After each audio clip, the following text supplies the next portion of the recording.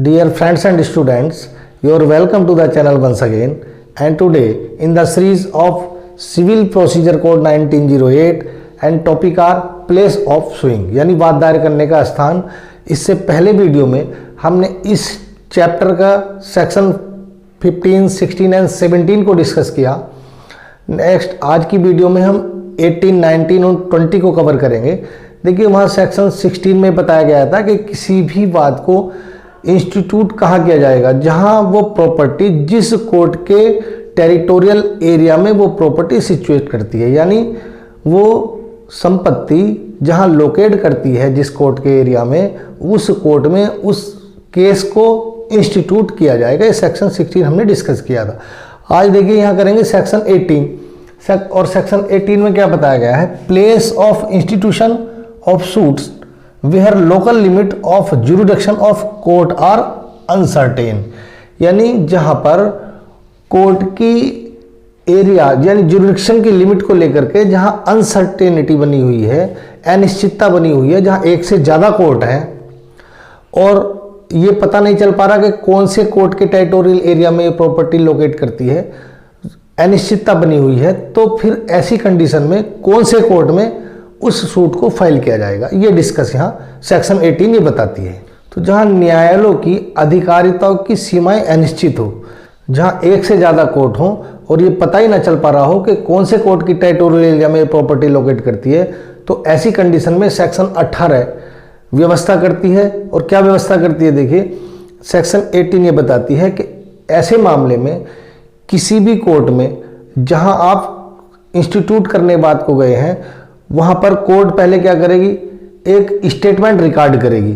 और स्टेटमेंट किस बात का, वो ये पता करेगी, ये वास्तविकता का पता लगाएगी कि ये रियलिटी है, ये अनसर्टेनिटी बनी हुई है वास्तव में, कि ये पता ही नहीं चल पा रहा कि कौन सी कोर्ट में मामला, कौन सी कोर्ट के टेरिटोरियल एरिया में प्रॉपर्टी लोकेट करती है। और कोर्ट जब ये सेटिस्फाई हो जाती है कि वास्तव में स्थिति ऐसी अनिश्चित स्थिति बनी हुई है, तो फिर कोर्ट उसको ये स्टेटमेंट रिकॉर्ड करके उसको मेंशन करती है और केस को एक्सेप्ट कर सकती है, उसको ट्राई कर सकती है, प्रोसीडिंग कर सकती है और मामले को डिस्पोज ऑफ कर सकती है।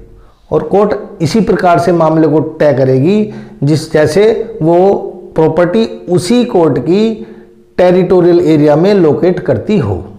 अब देखिए एक बात यहाँ ये आती है, यदि मान लिया कोर्ट ने स्टेटमेंट रिकॉर्ड नहीं किया तो और ऑर्डर भी पास कर दिया, कोई फाइनल ऑर्डर या डिग्री पास कर दी, तो उनमें से कोई एग्री पार्टी ऊपर की किसी सुपीरियर कोर्ट में जाकर के उस ऑर्डर को या उस डिग्री को चैलेंज ये कहकर नहीं कर सकती कि ये कोर्ट का ज्यूरिडिक्शन नहीं था या ये ऑर्डर प्रॉपर नहीं है। तो फिर ऊपर की कोई अपीलांट कोर्ट या जहां रिवीजन फाइल किया गया फिर को उसको इस ऑब्जेक्शन को या इस रिवीजन को कोर्ट स्वीकार नहीं करेगी जब तक कोर्ट को ऐसा महसूस ना हो कि सुपीरियर कोर्ट को कि वास्तव में कहीं justice of failure of justice हुआ है।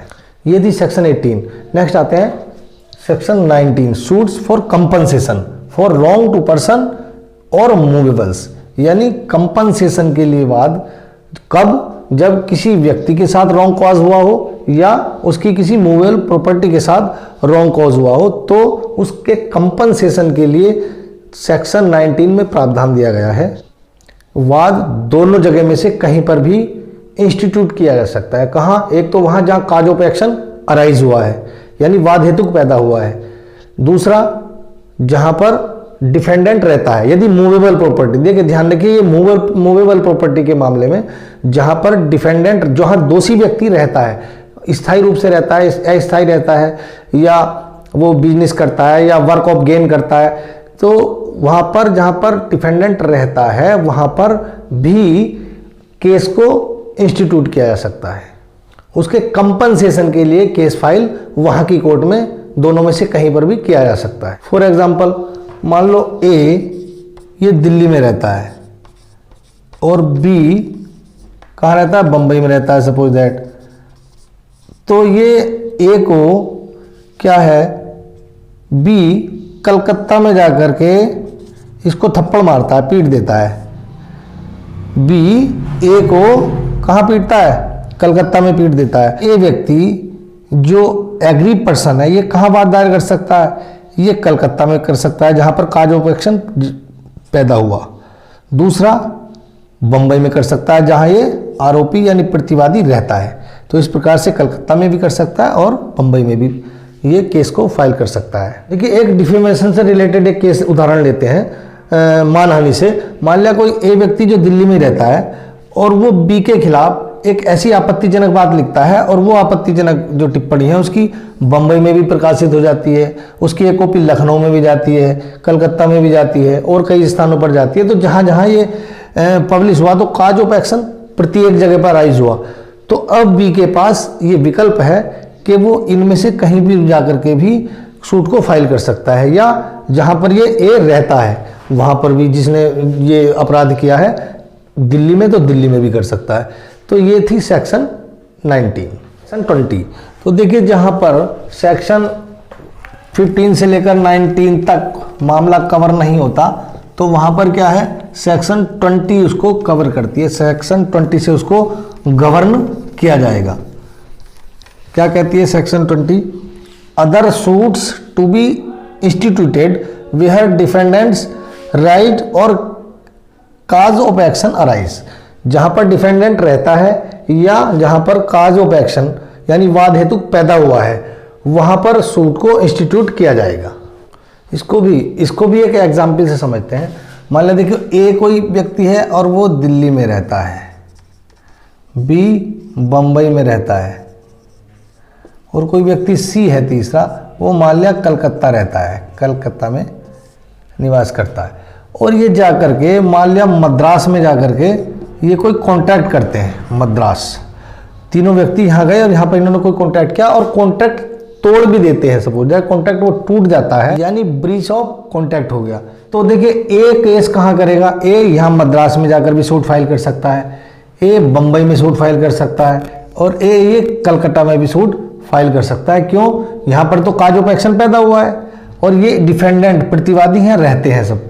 तो देखिए अब इसमें एक कंडीशन ये है, मान लिया ए ने सूट फाइल कलकत्ता में किया तो और बी उसमें ऑब्जेक्शन करता है तो सूट फाइल नहीं होगा। लेकिन उसके बाद यदि कोर्ट उसको एक्सेप्ट कर लेती है तो फिर ए यहाँ पर कोर्ट केस फाइल कर सकता है। तो देखिए जहाँ सेक्शन 15 से लेकर 19 तक 15, 16, 17, 18, 19 से कवर कोई मामला नहीं होता तो वहाँ पर सेक्शन 20 में उसको गवर्न किया जाता है और वहाँ यहाँ पर भी डिफेंडेंट के अगर कंपनसेशन से रिलेटेड मामला है तो डिफेंडेंट जहाँ रहता है वहाँ पर केस फाइल हो सकता है या जहाँ पर काज ऑफ एक्शन अराइज हुआ है वहाँ पर केस को फाइल किया जा सकता है।